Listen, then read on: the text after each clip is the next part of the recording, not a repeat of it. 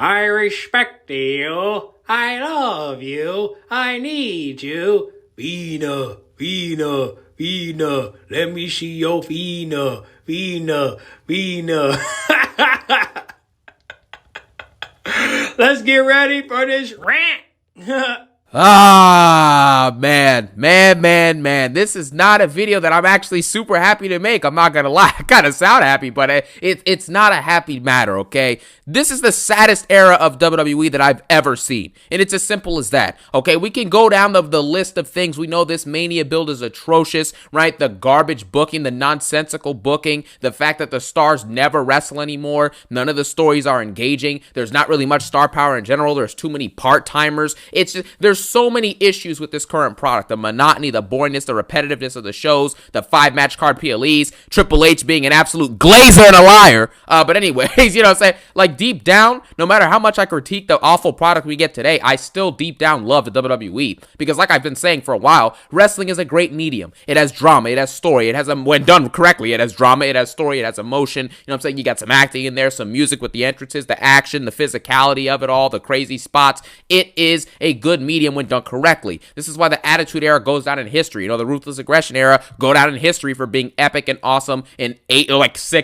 million people, you know what I'm saying, showing up to watch these Raws and SmackDowns week after week. So I critique the product in hopes of it getting better. Like with Marvel or DC, if you've been watching it since you're young and you like it, you're going to watch it as you get older regardless, you know? Or if you have a favorite sports team and you know they're about to get blowed out in a playoff series or in a game, or, you know, their team just sucks in general, you got to ride it out in hopes of a better future. You only critique things because you love them, you understand? Now, we have to also discuss the fact that last year, I went to Mania 40, okay? I want WWE to be great. It's not a situation where I want to bash this stuff, but it sucks. So it has to be critiqued in hopes of it getting better and eventually, you know, somebody actually catching on. Like John Cena was basically copying my promos and what I've been saying about Cody for like a month now at this point. Bar for bar, he copied it and made a great promo out of it because the stuff is true. So with that being said, we have to start this video off and explain why this is the saddest era of WWE so far. So strap in, get your popcorn, get your water, and enjoy the ride that CJAX is taking you on. Now, with that being said, let's get into this. Number one, part of what prompted this video, is a simple fact that I realized John Cena is 47 and in his final year of WWE, and he is the only great and hype aspect of this WrestleMania 41, and even then, right during this build, he's only had one great promo, and that was a few nights ago on Raw. This should be a huge warning, because last year, remember The Rock showed up, right? And before he showed up, I think even if he wasn't involved in the build last year, I think Mania still would have been good, right? If Punk was healthy, of course, and stuff like that. You would have had Punk Rollins night one main event for the world title, probably. You know, you could have made that a last man standing or an I Quit match, whatever. And then you would have had a situation where you had Roman and Rock night two. I think that works because the rest of the mid card and the upper card stuff was pretty good for the rest of the card. So you would have been able to figure something out, okay? But The Rock took something that could have been just good and made it epic. And that is what all-time greats do. Cena was just saying that on the mic. Cena takes trash and turns garbage into gold. That's just how it is. That's what the all-time greats do. And the glazing and the lies we're seeing from Triple H and Cody Rhodes and all these other jobbers to try and make us feel like things are epic and try and, you know, cultivate us into being brainwashed that things are epic is just sad. They never had to do this for the Attitude Era. They never have to say on commentary during the Attitude Era, hey guys, we're in the big boom period. We're in the Attitude Era. It's all on, you know, what's it called? It's all on Stone Cold's back. It's all on The Rock's back. You know, John Cena and the Ruthless Aggression, you're doing this, man. You guys are amazing. No one had to do that because you knew you were in the presence of amazing entertainment and special era of professional wrestling. So the fact that they have to lie to you and do this now shows you that we're not in a special era of professional wrestling. It's pretty self-explanatory, okay? And as much glazing as it's going to take, okay, I have to talk about this for a second. Roman Reigns, and this is really sad when you think about this, Roman Reigns is the last newly built star over like the last 10 to 12 years or so, I would say, to have any inkling of actually turning garbage into gold, you know, or having an inkling of actually having that last, genuine superstar all-time great feel that a wrestler is supposed to have. And WWE has built him over the last 10 to 12 years to do so. Yes, the OTC arc so far, like I said a couple weeks ago, has been bad. And yes, the big dog had bad moments. I wouldn't say it's all bad because even at its worst, Roman Reigns still had 50% of the crowd booing booing and 50% cheering. So, or, even sometimes it got to 80% booing and 20% cheering. But either way, that's 100% of the crowd control, which means that he is by de facto a star. And Roman Reigns is not John Cena. He's not The Rock. He's not Stone Cold Steve Austin. But dang it, at least he tried. You understand? Once he got his footing as a tribal chief, more often than not, we were getting elite stories, every single time. And he was telling great stories. And that's why he's glazed and called a GOAT and all this other stuff, because he's the last resemblance of superstars of times past. And it's as simple as that. The glazing we see for Cody Rhodes on television, right, for how amazing he is and how, perfect he is, and he's the captain, the quarterback. I respect you. I love you. I appreciate you. I'm proud of you. You know what I'm saying? Like, it's like a song. They're doing a medley every week with Randy Orton, you get me? But the thing is, it's because Roman Reigns resembles that, he gets glazed. The same glaze that Cody Rhodes gets on screen, like I was just mentioning, is the same glaze Roman gets behind the scenes from all-time greats like Stone Cold. You can see what he's saying about Roman. John Cena believes Roman is says Roman is the GOAT. You know what I'm saying? Bret Hart talking about Roman. Undertaker talking about Roman. The actual all-time greats know Roman is an all-time great. It just works like that. But when you look at the lineage, you have Stone Cold, you got Rock, you got Cena, you got Taker, you got Shawn Michaels, you got all these people, and now you're passing down your WWE champion is Cody Rhodes? Just think about that. Cena, Rock, Austin, Shawn Michaels, Undertaker, whoever you want to slide in, Roman Reigns, Cody Rhodes? Stardust? That's what we're following that up with? It's a sad state for the company to be in. And in Roman Reigns, say what you want, at least when he was on a PLE or a SmackDown or a Raw, during the Tribal Chief run, he at least had us hyped and excited, or he had me at least hyped and excited for what was going to happen. I was hooked by the Bloodline story. That's what got me back into wrestling. And Roman left things better off when he left, and lost his belt at Mania 40. They were a lot better than they were when he became the Tribal Chief in the COVID era, and they were just struggling to get a quarter of the stadiums filled out in 2021 to 2022, and he built it back up to actually being serviceable for a period until Cody took the belt, and now it sucks. So it just is what it is. But no current stars have any appeal. And this is arguably the biggest issue, because this stretches to different things. No current stars have any mainstream appeal, any hype, and any intrigue. And we're seeing this in this Mania season. Everyone is here, okay? The same people that made the Mania season or helped to make it good last year are here this year.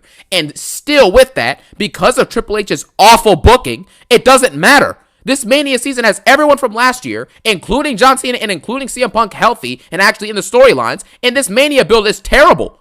I just don't understand how this is even possible at this point. It's obviously part of it is Triple H's booking, but the stars themselves are just not as good as they used to be. And I do know there are a good portion of fans out there that are excited for the Rollins, Punk, and Roman triple threat, and at this point, even though I think it makes no sense, I don't like the story, and I think it's absolute garbage to build for this story, at least people have something to look forward to, I guess. I'm not looking forward to it, but you know what? At least you have guys like Roman there and Rollins there and Punk there to give you something to be interested in and intrigued by that's outside of John Cena, who's on his way out the door at the end of the year, So at least you have guys there for, to provide some hype and some intrigue and that are actually good at their job. So at the very worst, you're still excited to see them somewhat, I guess. And the sad reality is that the only stars that are actually going to go down as all-time greats that have been built over the last 10, 15 years, whatever, are going to be Roman Reigns and CM Punk and arguably Seth Rollins. That's it.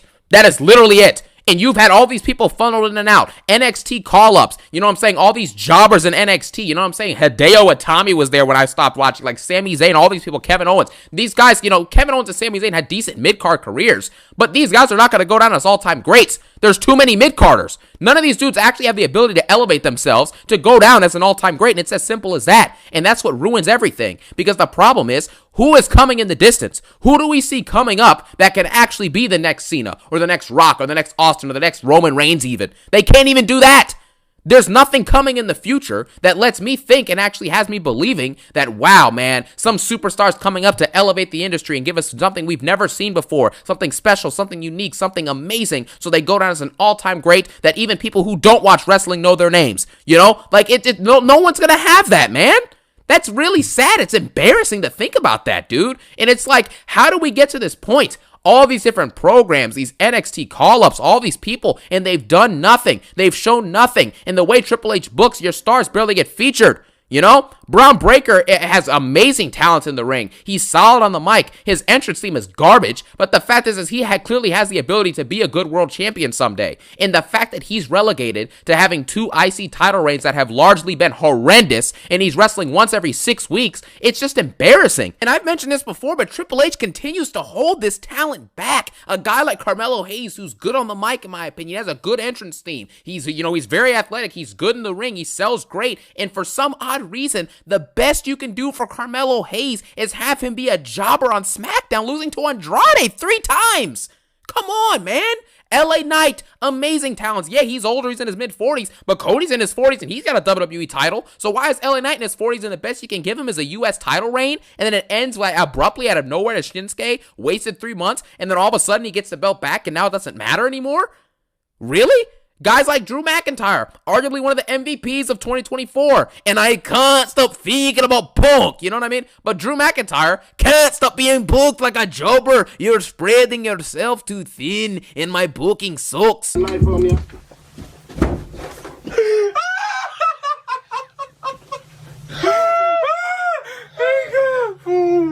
this? Think of what I said. Probably with a bitch or 2 if I'm delivering a square. How we get into a struggle, got my knife. Come on! Drew McIntyre has talent, and this is what he's getting? Feuds with Damian Priest? What? You got people getting over on one-word catchphrases getting sent to the main event of WrestleMania. Well, not anymore. Open the event, Jey Uso, you know what I'm saying, versus Gunther for the world title. But Jay's about to go to Mania for a world title match? But Drew McIntyre, LA Knight, Carmelo Hayes, Braun Breaker, doing mid-card nothing, undercard nothing at Mania? That's the best you got? I mean, it's... What? Because anything gets over with these fans, Triple H just bends the knee and gives us some of the worst booking we've ever seen and, limits these stars to the point where they can't even become superstars. They have the talent to do so, but they can't because of the way Triple H is as a booker and the way these fans are. It's so stupid. Tiffany Stratton's the WWE champion, and she cut a terrible interview promo, reading off a script clearly, and did a terrible job and got destroyed by Charlotte, and you follow that up now, and you have a situation where Charlotte Flair, destroys her in the segment, follows it up the following week with Tiffany Stratton, and she gets another promo to try and offset it, and Tiffany does absolutely nothing. These stars now get over off of nothing because these fans suck. They're contributing to the downfall of this company and of wrestling in general. Rhea Ripley has absolutely done nothing over the last 2 years. Her championship reigns were horrendous. You understand? She's had like 5 Raw matches in 400 days. She said the same thing on the mic for the last year or two. I'm going to take my title. I never lost. Yeah, it's the same thing. What has she done to elevate herself or improve at all? This new crop of talent does nothing to improve themselves. And this is the future of your industry. When Roman Reigns is gone, when Seth Rollins is gone, when CM Punk is gone, which will be soon, when John Cena retires, which will be at the end of this year, The Rock will be done probably after his match with Roman, if that ever happens. Whenever that happens, that will probably be his final match in WWE and his final storyline. And you're telling me that after those people are gone, that you're confident in the future of this product? This is sad. Look at what we used to have, man. These wrestlers now, they don't wrestle. They don't improve themselves. They have no appeal. Their entrances suck for the most. Like, what is this? When I'm watching on the SmackDown when I was growing up, you got people like Batista coming around, you know what I'm saying? I walk alone, I love Batista, dude. Rey Mysterio versus Batista for the world title on a random episode of SmackDown would be a 3 straight times main event in today's era. You understand that? John Cena versus Triple H, which happened on Raw. You know what I'm saying? It happened at WrestleMania in the main event. I think it was, 22? Mania 22 or 21? I forget which one it was. But you get the point. If that was in today's era and Triple H could still wrestle, decently, and Cena could still wrestle decently, that would main event. John Cena is main eventing right now versus Stardust, and he's 47 years old. The bare minimum for what we were getting in SmackDown main events back then are Mania main events now. And it shouldn't be like that. Things should be getting better over time. Players and wrestlers are, the players in sports, obviously, I'm saying for that analogy. And then obviously wrestlers for WWE should be getting better as time goes on, but we're regressing. No one's doing anything. No one's building on anything. And the fact that you have no stars to look forward to that aren't part-timers or aren't old and on their verge of, retiring from wrestling is sad. That is a sad state to think of, man. You used to have rosters loaded with 10 to 15 first ballot Hall of Famers, and if everyone right now in WWE were to retire, the only true first ballot Hall of Famers that that have been built up, that I'm saying, and that are not like Rock or Cena or Punk, I'm saying, these older timer guys, the only ones you would have that are first ballots are Roman and Seth Rollins. That's it. That's embarrassing.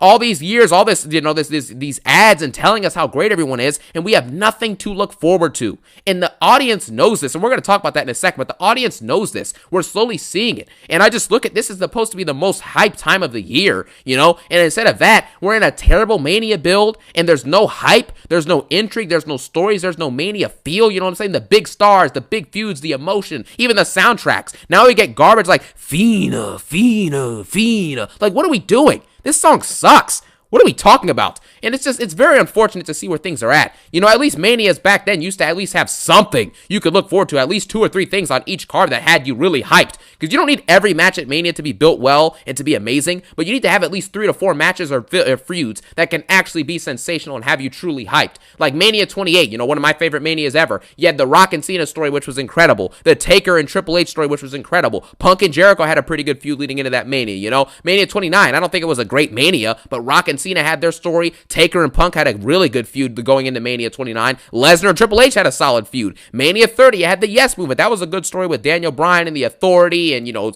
Randy Orton, Batista coming back and not being, people didn't want him to win the Rumble, all that stuff. Bray Wyatt and Cena had a really underrated story too at Mania 30. Even Mania 39 and Mania 40 had good builds and good stories, largely aided by people like Roman and, Rock and stuff like that. But still, at least they had good stories and solid feuds, and the Manias ended up being very good.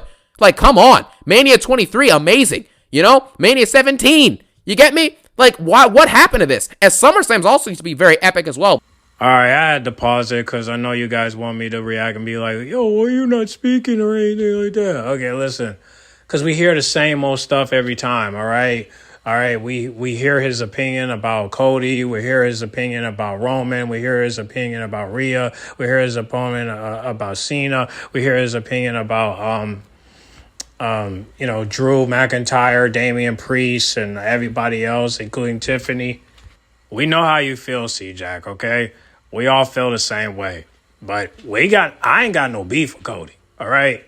But I do think they're doing a disservice for some of the superstars. And, Tiffany and Rhea should have been the top stars. So is Lyra. And the only top star right now in the main roster, in my opinion, is Liv Morgan. And it's mainly because he's going over the board to promote her while Rhea is still, still like getting treated like a bus. You know what I'm saying? Like she's still able to walk around versus with Liv Morgan, she's getting treated like a celebrity. I'm not saying Rhea is not a celebrity or whatnot, but it don't feel like it. You know what I'm saying? Because I see people are calling Liv Morgan Spawn more than they calling Rhea Spawn. You know what I'm saying? And I think it's because, Liv Morgan's really putting herself out there versus with Rhea, she's only on social media. So, again, I don't know what's going on. I don't even see how this is all going to work out. I still don't believe that WrestleMania is worth watching. That's why I tell people watch Stand and Deliver and AEW and TNA sometimes, because there's just nothing to watch with WrestleMania 41. If there's no Alexa Bliss and you want to just promote these matches, then there's no point of watching it. You got Liv and Raquel beefing with Lyra and Bayley. It should have been Bayley, Lyra, and Roxanne. What the hell is Roxanne doing in NXT? That's what I'm saying. Like, this is just not going good. And the Fatal 4-Way match with Braun, Finn, Dom, and Penta, I already predicted that, if Dom wins, most likely, Liv and Finn are going to, double cross him and literally beat him down like how Triple H did to Randy Orton when he was with Evolution. So, because he won a title that he won't. Now, I don't know Liv Morgan's reason or why she attacked Dom, but I just assume it's because, the truth is she hasn't let go of what happened in January the 6th. And that's the reason why, those 2 skits where she says she's not mad. En contraire, she's mad. She's just blinded by the tag team gold. But when that gold come off, she ain't gonna feel like that. That dark side is gonna come out again. And since we saw it Monday, let's just know that even with the gold, she's pretty much sold her soul to the devil. And say, yo, you cool with him? Okay. Well, I'm not cool with him. So what is Liv Morgan doing? She's causing chaos. So you already know what's going on with the Judgment Day. And that's why after the fatal four-way match, it ain't going to look good. It's either Finn Balor getting kicked out or Dom getting kicked out. People saying Finn, well, I don't think you guys know Liv Morgan like that. And I don't think you know Finn like that. So, again, that's a different topic. But WrestleMania, look, man, there ain't no word for watching. It just ain't. I'd rather watch Stand and Deliver. And I will go live that day. Even though it starts at 1 p.m., I will watch it. And when I do, I'll let y'all know. But most likely I will watch it because most likely I'm going to take a day off that day so I can watch it. So 18th, I will be off and I will watch the pay-per-view. And I'll talk to G-Man to see if he's willing to go live. And hopefully, you know, our phones don't get disconnected. So that way we can stay on live and we can like watch it together. Yep. But yeah, man. Yeah, fuck WrestleMania. Watch Stand and Deliver. But yeah. But let's get back to the video. Back in the early 2000s, you get me? But like, now look, SummerSlams are so anticlimactic outside of like one big return from Roman. The previous SummerSlam was solid, but it wasn't anything to write home about. Like, come on. I'm just struggling to understand why there's nothing to look forward to. In the dry moments of the year, in the moments where things are supposed to be hype, in the moments where things are supposed to be like kind of, you know, melodramatic, none of that. There's no drama. There's no stories. There's no impact. None of it. Where is the feel that made wrestling great for so many years? Where is it? I'm just looking for it and I can't find it. Nobody can find it because nothing is happening. You understand? The viewership drops drastically because the fans do not care about these shows anymore. And it's being seen in front of our faces. As sad as it is to realize, the fan base has completely shifted. And because of these shifts, you know, saying because the quality was so bad that they had to lower their standards. So now if WWE gives them anything average, you know, or mediocre, the fans treat it as great. And John Cena knows this. He's saying it in the promo. Anything now, you can have a bunch of jobbers, right? Mediocre people holding things that are meaningful, right? And being told to us that were meaningful is enough to get over in this day and age. And that is the fact. That's across all medias and different type of allegories for life in general in this current state of 2025. But just keeping it to wrestling, that's just what it is now. You don't have to be great or any of that stuff. You don't have to prove to be amazing consistently on the mic or storytelling-wise or as a wrestler in order to get over anymore. And because of these standards being so low, mediocrity is accepted. So the general fan or anyone who actually thinks while they're watching this stuff, you understand, they're not going to like this. They're not. That's why Netflix, you know, you had 6 million views worldwide globally, you know, that, for the Raw Netflix deal. And then over just a 2-month span, you're already back down to barely being able to get 3 million consistently. How do you lose 3 million viewers in 2 months? That means that your product either sucks, which it does, or you have no stars to carry it and keep anyone interested, and you have no engaging stories and no reason to watch the shows. You know, I've said this before, my buddy Lex, okay, if he said this to me, and then I was like, dude, you're absolutely right. He only watches like the PLEs every year, right, and he watches like the Raw or the SmackDown episode before the PLEs, and then obviously for Mania season and for SummerSlam, he'll watch the entire month before that of Raw and SmackDown, you know, to stay up to date and know the biggest storylines of the year. And if he's been doing that, and he hasn't missed anything. He's missed nothing. If you just tune into the big PLEs the month before SummerSlam or Mania, you're going to miss nothing yearly of WWE for the most part. You'll maybe miss like a match here and there or a great feud here and there, but outside of that, you're missing nothing.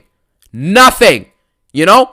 There used to be a reason to actually tune into a Raw and SmackDown. Wow, that's Batista. Wow, that's Rey Mysterio. Wow, that's Jeff Hardy. Wow, that's John Cena. Whoa, the WWE Champion's actually going to fight in a tag match tonight. He's going to fight in a one-on-one. Oh, and next week he's going to fight again. And he's going to be at the pay-per-view. And hey, he's coming to my town. I'm going to go see him at the live event.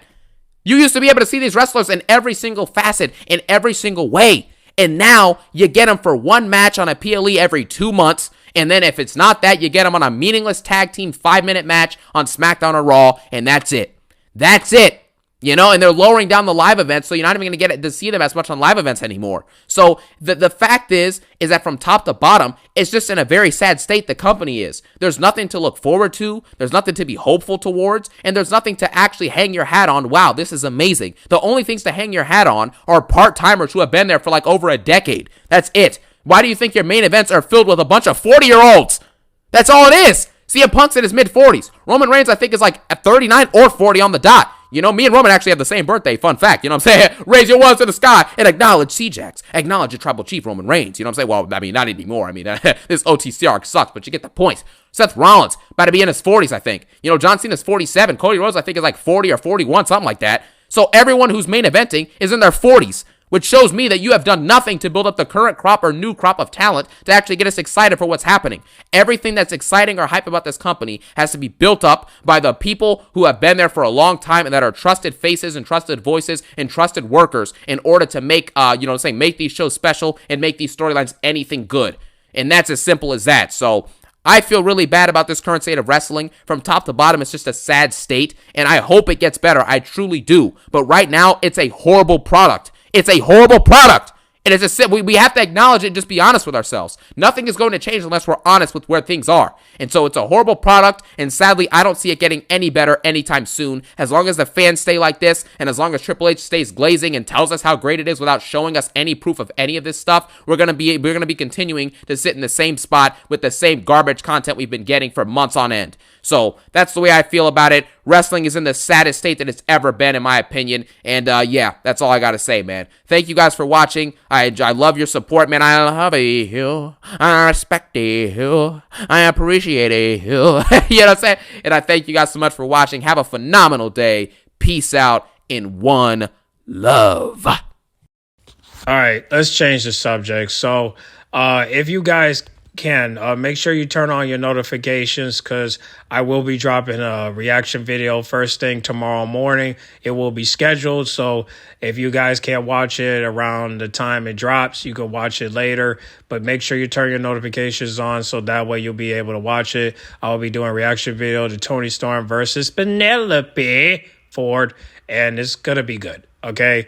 And as for the WrestleMania comments, I'm gonna let y'all talk about that down below in the comment box. So y'all go ahead and discuss, because I really got nothing to say. He's already repeated himself multiple times, and no disrespect, but this video is kind of mid. Let's be honest. Let's go ahead and get in the comment box and talk about it. Make sure you guys like, comment, subscribe, share if you're new. Watch out for my reaction video, and make sure you turn on your notifications so that way you'll be updated on the video when it comes out, okay? Like I said, it's coming out tomorrow morning, so if you don't watch it in the morning, you can always watch it anytime after it drops. So just make sure you turn on your notifications so that way you can click on it, all right? So we're going to go ahead and wrap this up, because I got more videos to react to, and I'll catch y'all later, all right? Be aware, some more videos will come out tomorrow, okay? And I might do one more today after this video, so just be aware of that one, all right? Be on the lookout, okay? I'm out.